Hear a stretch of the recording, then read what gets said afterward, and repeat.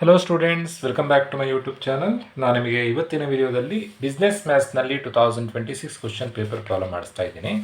ಅದರಲ್ಲಿ formula ಮೆಥಡ್ನಲ್ಲಿ solution ಹೇಗೆ ಮಾಡಬೇಕು ಅಂತ ತಿಳಿಸ್ತಾ ಇದ್ದೀನಿ. ನೋಡಿ, ಕ್ವಶನ್ ಈ ಥರದಲ್ಲಿ ಕೊಟ್ಟಿದ್ದಾರೆ. ಸಾಲ್ವ್ ಫಾರ್ ದ ಎಕ್ಸ್ ಅಂತ ಹೇಳಿ 2x² - 7x + 3 = 0 ಅಂತ ಹೇಳಿ ಫಾರ್ಮುಲಾ ಮೆಥಡ್ನಲ್ಲಿ ಎಕ್ಸ್ ವ್ಯಾಲ್ಯೂ ಏನು ಅನ್ನೋದನ್ನು ಫೈಂಡ್ ಔಟ್ ಮಾಡಿ ಅಂತ ಕೊಟ್ಟಿದ್ದಾರೆ. ಫಸ್ಟ್ ನಾನಿಲ್ಲಿ ಕ್ವಶನಲ್ಲಿ ಕೊಟ್ಟಿರುವಂಥ ಈಕ್ವೇಷನ್ ಬರ್ಕೊಂಡಿದ್ದೀನಿ. 2x² - 7x + 3 = 0. ಫಸ್ಟು ನೀವು ಏನು ಮಾಡಬೇಕು ಅಂತಂದರೆ, ಯಾವಾಗಲೂ ಫಾರ್ಮುಲಾ ಮೆಥಡ್ನಲ್ಲಿ ಸೊಲ್ಯೂಷನ್ ಮಾಡಬೇಕಾದ್ರೆ ಕೊಟ್ಟಿರುವಂಥ ಈಕ್ವೇಷನ್ ax² + bx + c = 0. ಕೊಟ್ಟಿರುವಂಥ ಈಕ್ವೇಷನ್ ಯಾವಾಗಲೂ ಈ ಫಾರ್ಮಲ್ಲಿ ಇರಬೇಕು. ಈ ಫಾರ್ಮಲ್ಲಿ ಅಂತಂದರೆ ಫಸ್ಟು x² ಕೊಟ್ಟಿರಬೇಕು, ನೆಕ್ಸ್ಟು ಎಕ್ಸ್ ಕೊಟ್ಟಿರಬೇಕು, ನೆಕ್ಸ್ಟು ಕಾನ್ಸ್ಟೆಂಟ್ ಅಂದರೆ ನಂಬರ್ ಕೊಟ್ಟಿರಬೇಕು. ಹೀಗಿದ್ರೆ ನೀವು ಡೈರೆಕ್ಟಾಗಿ ಸೊಲ್ಯೂಷನ್ ಮಾಡ್ಬೋದು. ಹೀಗಿಲ್ಲ ಅಂತಂದರೆ ನೀವು ಒಂದು ವೇಳೆ ಶಫಲ್ ಮಾಡಿ ಮಿಕ್ಸ್ ಮಾಡಿ ಕೊಟ್ಟಿದ್ರೆ, ಫಸ್ಟು ನಂಬರ್ ಕೊಟ್ಟು ಆಮೇಲೆ x² ಕೊಟ್ಟು ಆಮೇಲೆ ಎಕ್ಸ್ ಆ ಥರ ಏನಾದರೂ ಕೊಟ್ಟಿದ್ರೆ ನೀವು ಈ ಫಾರ್ಮಿಗೆ ಚೇಂಜ್ ಮಾಡಿ ಬರ್ಕೊಳ್ಬೇಕಾಗತ್ತೆ. ಸೊ ಈಗ ಚೇಂಜ್ ಮಾಡಿ ಬರ್ಕೊಳ್ಳೋಂಥ ಅವಶ್ಯಕತೆ ಇಲ್ಲ. ಏನಕ್ಕೆಂದರೆ ಫಸ್ಟು x² ಕೊಟ್ಟಿದ್ದಾರೆ, ನೆಕ್ಸ್ಟು ಎಕ್ಸೇ ಕೊಟ್ಟಿದ್ದಾರೆ, ನೆಕ್ಸ್ಟ್ ಕಾನ್ಸ್ಟೆಂಟ್ ಅಂದರೆ ನಂಬರ್ ಕೊಟ್ಟಿದ್ದಾರೆ. ಸೊ ಫಸ್ಟ್ ನಾವೀಗ ಕೊಟ್ಟಿರುವಂಥ ಡೀಟೇಲ್ಸಲ್ಲಿ ಎ ವ್ಯಾಲ್ಯೂ ಎಷ್ಟು? ಎ = 2. ಇಲ್ಲಿ ಸೈನ್ ಏನೂ ಇಲ್ಲ ಅಂತಂದರೆ, ಪ್ಲಸ್ ಮೈನಸ್ ಏನೂ ಇಲ್ಲ ಅಂತಂದರೆ ಪ್ಲಸ್ ಅಂತ ಅರ್ಥ. A = 2, B = -7, C = 3.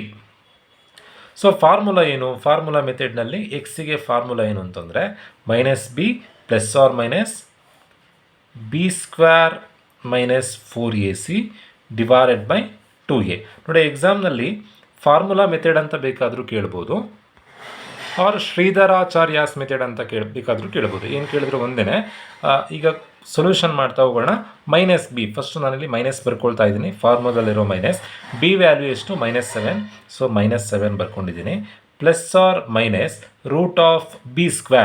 ಬಿ ಅಂತಂದರೆ -7² - 4ac. 4 ಇಂಟು ಎ ವ್ಯಾಲ್ಯೂ ಎಷ್ಟು? 2, ಸಿ ವ್ಯಾಲ್ಯೂ ಎಷ್ಟು? 3 / 2 ಇಂಟು ಎ ವ್ಯಾಲ್ಯೂ ಎಷ್ಟು? 2. ಇದನ್ನು ಸಿಂಪ್ಲಿಫೈ ಮಾಡಿದ್ರೆ ಆಯಿತು. ಮೈನಸ್ ಇಂಟು ಮೈನಸ್ ಪ್ಲಸ್ ಆಗುತ್ತೆ. 7 ± √7² ಅಂತಂದರೆ 7 ಇಂಟು 7. ಇಲ್ಲಿ -7² ಇರೋದ್ರಿಂದ -7 into -7. Minus into minus plus ಆಗುತ್ತೆ. 7 7 49, 4 2 8, 8 3 24. 4 ಇಂಟು 2 ಇಂಟು 3. 4ac ಅಂತಂದರೆ 4 into A value into C value / 2 2s. A value ಎಷ್ಟು? 2, 2 2s 4.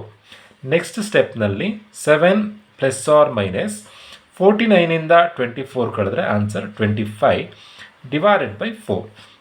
ನೋಡಿ, ಯಾವಾಗಲೂ ಫಾರ್ಮುಲಾ ಮೆಥಡ್ನಲ್ಲಿ ಸೊಲ್ಯೂಷನ್ ಮಾಡಿದಾಗ 2 ಆನ್ಸರ್ ಬರುತ್ತೆ.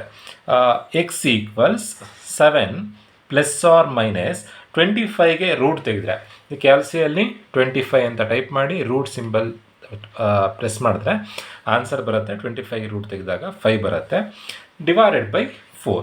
ಸೊ ಇಲ್ಲಿಂದ ನೆಕ್ಸ್ಟ್ 2 ಆನ್ಸರ್ ಹೇಗೆ ಅಂತಂದರೆ, x = 7 + 5. 7 + 5 ಅಂತಂದರೆ 12 / 4. R x = 7 - 5. 7 - 5 ಅಂದರೆ ಎಷ್ಟು? 7ರಲ್ಲಿ 5 ಕಳೆದ್ರೆ 2 /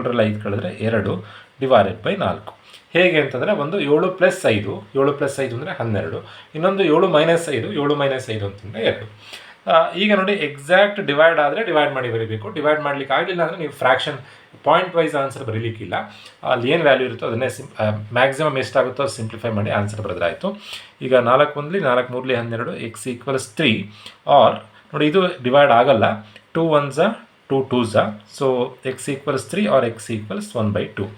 ಈ ಥರದಲ್ಲಿ ನೀವು ಸೊಲ್ಯೂಷನ್ ಮಾಡಬೇಕಾಗುತ್ತೆ. ನೆನ್ಪಿಟ್ಕೊಳ್ಳಿ, ಫಾರ್ಮುಲಾ ಮೆಥಡ್ನಲ್ಲಿ ಮಾಡಲಿಕ್ಕೆ ಕೊಟ್ಟಾಗ ಯಾವಾಗಲೂ 2 ಆನ್ಸರ್ ಬರುತ್ತೆ. ಇಂಪಾರ್ಟೆಂಟ್ ನೀವು ತಿಳ್ಕೊಳ್ಬೇಕಾಗಿರೋದು ಏನು ಅಂತಂದರೆ, ಒಂದು ವೇಳೆ ಕ್ವಶನನ್ನು ಈ ಫಾರ್ಮಲ್ಲಿ ಕೊಡದೇ ಇದ್ದರೆ ನೀವು ಈ ಫಾರ್ಮಲ್ಲಿ ಚೇಂಜ್ ಮಾಡ್ಕೊಳ್ಳೋದು ಹೇಗೆ ಅನ್ನೋದನ್ನು ನೀವು ಕಲ್ತ್ಕೊಳ್ಬೇಕು. ಕಷ್ಟ ಅಂದರೆ ಆ ಥರ ಕೇಳ್ತಾರೆ. ಅಂದರೆ ಡೈರೆಕ್ಟಾಗಿ first x² next x next constant ಕೊಟ್ಟಿರೋದಿಲ್ಲ. ಇನ್ಸ್ಟೆಡ್ ಆಫ್ ಇಟ್ ಸ್ವಲ್ಪ ಅಡ್ಜಸ್ಟ್ಮೆಂಟ್ ಮಾಡಿರ್ತಾರೆ. ಅಂದರೆ ಫಾರ್ ಎಕ್ಸಾಂಪಲ್ -7x + 3 = -2x². ಈ ಥರ ಏನಾದರೂ ಕೊಟ್ಟಿದ್ರೆ ಕ್ವಶನಲ್ಲಿ ನೀವು ಚೇಂಜ್ ಮಾಡಿ ಬರ್ಕೊಳ್ಬೇಕು. ಹೇಗೆ ಚೇಂಜ್ ಮಾಡಬೇಕು? First x² ಬರ್ಕೊಳ್ಬೇಕು. x² ಹೇಗೆ ಬರ್ಕೊಳ್ತೀರಾ? -2x² ಇದೆ, ಈಕ್ವಲ್ಸಿಂದ ಈಚೆ ಇರಬೇಕು. ಈ -2x² ಈಕ್ವಲ್ಸಿಂದ ಈಚೆ ಬಂದರೆ ಏನಾಗುತ್ತೆ? +2x². ನೆಕ್ಸ್ಟು ಎಕ್ಸ್ ವ್ಯಾಲ್ಯೂ ಇರಬೇಕು, ಎಕ್ಸ್ ವ್ಯಾಲ್ಯೂನೇ ಇದೆ, ಕಾನ್ಸ್ಟೆಂಟ್ ಇರಬೇಕು, ಕಾನ್ಸ್ಟೆಂಟೇ ಇದೆ. ಒಂದು ವೇಳೆ ಈ 3 ಈಚೆ ಕೊಟ್ಟಿದ್ರೆ -3 ಅಂತ ಕೊಟ್ಟಿದ್ರೆ ಅದನ್ನೆಲ್ಲ ಚೇಂಜ್ ಮಾಡಿ ಬರ್ಕೊಳ್ಳೋಕೆ ಗೊತ್ತಾಗಬೇಕು. ಆ ಥರದ್ದು ಕ್ವಶನ್ ಕೊಟ್ಟಾಗ ಹೇಗೆ ಸೊಲ್ಯೂಷನ್ ಮಾಡಬೇಕು ಅಂತ ನೆಕ್ಸ್ಟ್ ವೀಡಿಯೋದಲ್ಲಿ ತಿಳಿಸ್ಕೊಡ್ತೀನಿ. ಹೋಪ್ ಎಲ್ರಿಗೂ ಈ ವಿಡಿಯೋ ಅರ್ಥ ಆಗಿದೆ ಅಂತ ಅಂದ್ಕೊಳ್ತಾ ವಿಡಿಯೋ ಮುಗಿಸ್ತಾ ಇದ್ದೀನಿ. Thank you.